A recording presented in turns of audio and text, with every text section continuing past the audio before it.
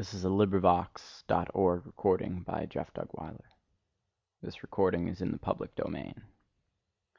Thus Spake Zarathustra by Friedrich Nietzsche, translated by Thomas Common, Part 2, Chapter 40, Great Events.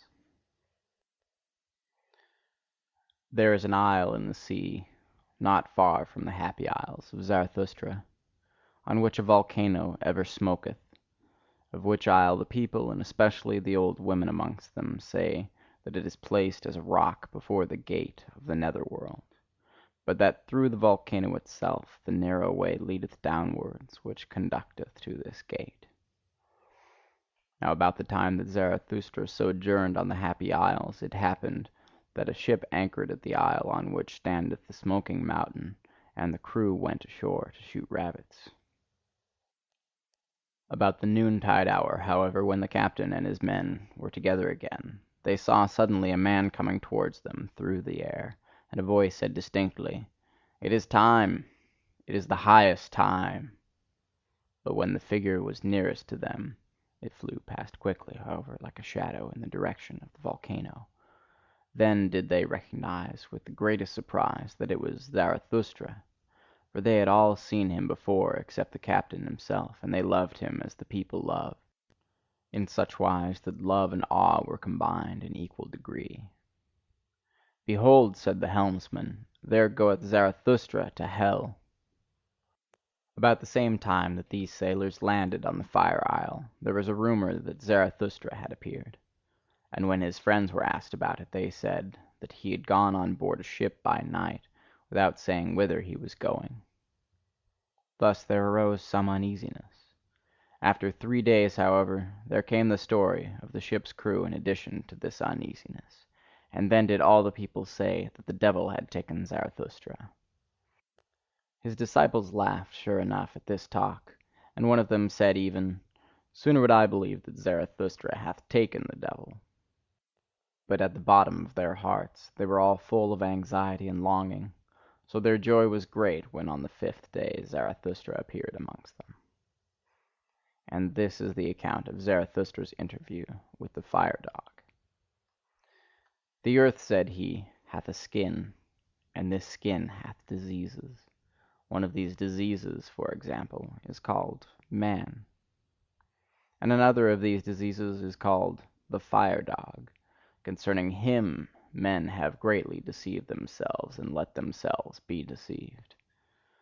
To fathom this mystery did I go o'er the sea, and I have seen the truth naked, verily, barefooted up to the neck. Now do I know how it is concerning the fire-dog, and likewise concerning all the spouting and subversive devils, of which not only old women are afraid. Up with thee, fire-dog, out of thy depth, cried I, and confess how deep that depth is. Whence cometh that which thou snortest up? Thou drinkest copiously at the sea, that doth thine embittered eloquence betray. In sooth, for a dog of the depth, thou takest thy nourishment too much from the surface. At the most, I regard thee as the ventriloquist of the earth, and ever, when I have heard subversive and spouting devils speak, I have found them like thee, embittered, mendacious, and shallow. Ye understand how to roar and obscure with ashes. Ye are the best braggarts, and have sufficiently learned the art of making dregs boil. Where ye are, there must always be dregs at hand, and much that is spongy, hollow, and compressed. It wanteth to have freedom. Freedom ye all roar most eagerly. But I have unlearned the belief in great events, when there is much roaring and smoke about them. And believe me, friend Hullabaloo, the greatest events are not our noisiest, but our stillest hours. Not around the inventors of new noise, but around the inventors of new values, doth the world revolve. Inaudibly it revolveth. And just own to it. Little have never been taken place when thy noise and smoke passed away. What if a city did become a mummy, and a statue lay in the mud? And this do I say also to the o'erthrowers of statues: it is certainly the greatest folly to throw salt into the sea, and statues into the mud.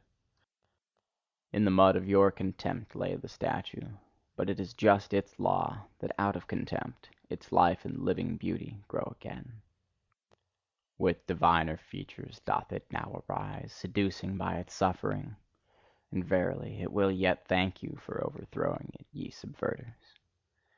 This counsel, however, do I counsel to kings and churches, and to all that is weak with age or virtue: let yourselves be overthrown, that ye may again come to life, and that virtue may come to you. Thus spake I before the fire dog. Then did he interrupt me sullenly, and ask, "Church, what is that?" "Church," answered I, "that is a kind of state, and indeed the most mendacious. But remain quiet, thou dissembling dog; thou surely knowest thine own species best. Like thyself, the state is a dissembling dog. Like thee doth it like to speak with smoke and roaring, to make believe, like thee, that it speaketh out of the heart of things. For it seeketh by all means to be the most important creature on earth, the state, and people think it so." When I had said this, the fire dog acted as if mad with envy. "What!" cried he, "the most important creature on earth, and people think it so!" And so much vapour and terrible voices came out of his throat that I thought he would choke with vexation and envy. At last he became calmer, and his panting subsided. As soon, however, as he was quiet, I said laughingly, "Thou art angry, fire dog, so I am in the right about thee.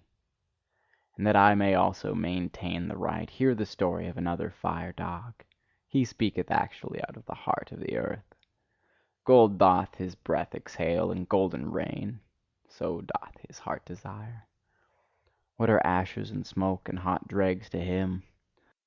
Laughter flitteth from him like a variegated cloud. Adverse is he to thy gargling and spewing and grips in the bowels. The gold, however, and the laughter, these doth he take out of the heart of the earth. For, that thou mayst know it, the heart of the earth is of gold." When the fire dog heard this, he could no longer endure to listen to me. Abashed did he draw in his tail, said "bow wow" in a cowed voice, and crept down into his cave. Thus told Zarathustra. His disciples, however, hardly listened to him, so great was their eagerness to tell him about the sailors, the rabbits, and the flying man. "What am I to think of it?" said Zarathustra. "Am I indeed a ghost? But it may have been my shadow. Ye have surely heard something of the wanderer and his shadow.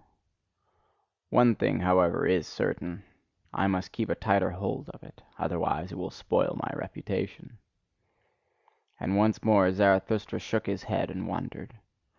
"What am I to think of it?" said he once more. Why did the ghost cry, "It is time! It is the highest time!" For what is it then, the highest time? Thus spake Zarathustra. End of chapter 40.